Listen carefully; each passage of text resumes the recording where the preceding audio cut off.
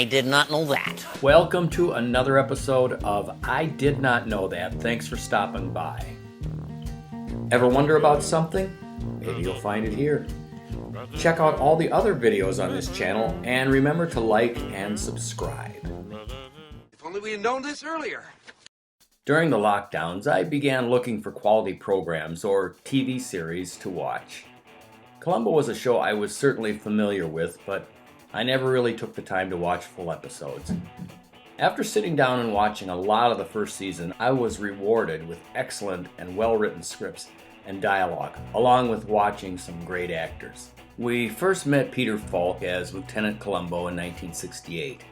The series kind of had two pilot shows, Prescription Murder in 1968 and then 3 years later in 1971, called Ransom for a Dead Man.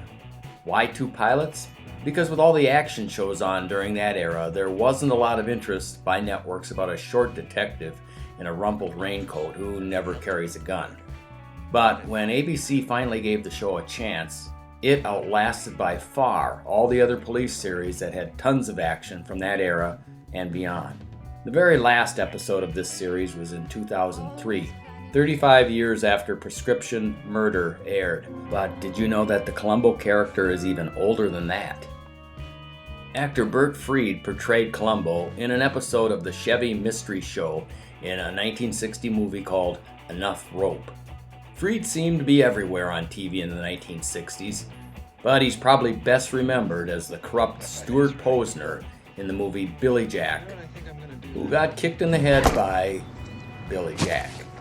In May 1978, the last episode of that season for Columbo aired. It was also supposed to be the very last episode of the series. Falk felt that the quality of the program had deteriorated and he chose to walk away. Back in the day, there was usually little to no fanfare when a TV show ended. Sometimes the cast of the program never even knew they were canceled until the summer before the next season. So Falk was in somewhat of an unusual position of knowing that the episode called The Conspirators was what he thought would be his last time ever portraying Columbo. As he nails the murderer, which he usually did in the final scene, he also gave the program a very clever send-off. His last words were not only to the murderer, but also his audience, and had a double meaning. Now that we come this far,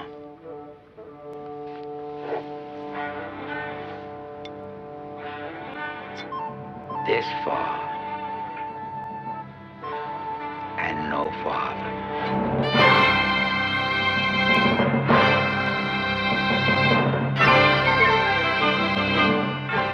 This far and no farther. It was a clever way to end it all, or so everyone thought. A decade went by and Falk stated that if the right situation came along, he'd be willing to return as Columbo. He finally did come back in 1989 in an episode called Columbo Goes to the Guillotine. The return was a ratings winner and also was a hit with the critics. And I'll have to apply the penalties. The series continued until the last episode called Columbo Likes the Nightlife in 2003. And this time, it really was the last time. What most people don't know is that Falk was planning to make one more return as a detective. He'd chosen a script called Columbo's Last Case in 2007, but networks were not interested. Producers were still looking for someone to take the project until that sadly ended in 2009 when Falk was diagnosed with dementia. It came on him quickly, and it was reported that, in fact, he no longer remembered that he played the character of Columbo, and he passed away 2 years after that in 2011. While Falk may not have gotten a chance to do another final episode, the program spanned an incredible length of time in America. It began right before we went to the moon and ended at the beginning of the internet age, where we can watch it online now and enjoy the show all over again. Did they do great shows back in the day or what? Hey, thanks for stopping by, and here's some other programs that you might be interested in.